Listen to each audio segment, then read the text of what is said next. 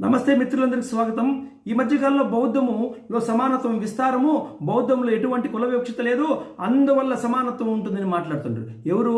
ఈ దేవ మహారాజు అనే ప్రొఫెసర్ ఒకడు, బోధిసత్వుడు అనేవాళ్ళు. వీళ్ళందరికీ తెలియని విషయం ఏమంటే బౌద్ధంలో ఉండేటువంటి వివక్షత వాళ్ళ మాంకులు అంటే సన్యాసులే వాళ్ళు స్పష్టంగా చెప్పారు. ఏమి లలితా విస్తారం సూత్రం అనే పుస్తకంలో మీరు బోధిసత్వులు ఎలా వెతుకుతారంటే నీచ కులాల్లో మేము వెతకము, ఉన్నత కులాల్లోనే వెతుకుతాము, అది బ్రాహ్మణ కులంలోనే వెతుకుతాము, క్షత్రియ కులంలోనే వెతుకుతామని స్పష్టంగా చెప్పడం జరిగింది.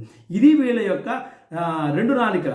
ఇప్పుడు బౌద్ధంలో ఇంత తీవ్రత వివక్షత పెట్టుకొని హిందువుల గురించి మాట్లాడతారు.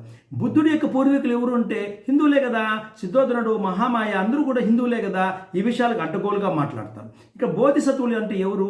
బుద్ధుడు ఇంతకు ముందు రూపాలు కానీ తర్వాత బుద్ధుని యొక్క చరిత్రను, బుద్ధుని యొక్క అలవాట్లు, బుద్ధునిలాగా ప్రవర్తించే వాళ్ళు వెతికే ప్రయాణంలో బోధిసత్వులు ఉంటారు. ఈ బోధిసత్వులు ఏం చేస్తారంటే బుద్ధుడిలాగా జ్ఞానోదయం చేస్తారని వాళ్ళ ఉద్దేశం. ఈ బుద్ధుల్ని ఎలా వెతుకుతారు అంటే వాళ్ళు చెప్పినటువంటి మాటలు చూడండి. హిందీలో చెప్తాను, ఇంగ్లీష్లో చెప్తాను. కింటూ దో కులో మే హీ బ్రాహ్మణ మే హో, బ్రాహ్మణ్ మే ఔర్ క్షత్రియ మే హీ ఉత్పన్న హోతే హై. ఇది వాళ్ళు చెప్పినటువంటి హిందీ వర్షన్. ఇప్పుడు ఇంగ్లీష్ వర్షన్ స్పష్టంగా తెలుస్తుంది. And why monks did the Bodhisattva examine in the family of his birth, because Bodhisattva is not born into the inferior families like families of outcast, flute makers, carpenters and servants.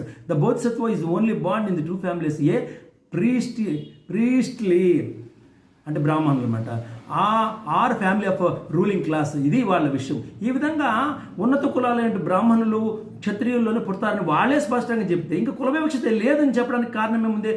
భయంకరమైన కుల వివక్షత అక్కడ ఉండదనే విషయం అర్థమవుతుంది. ఆ విధంగా హిందుత్వం పైన దాడి చేసే వాళ్ళకి ఈరోజు స్పష్టంగా సమాధానాలు చెప్పాల్సిన అవసరం ఉంది.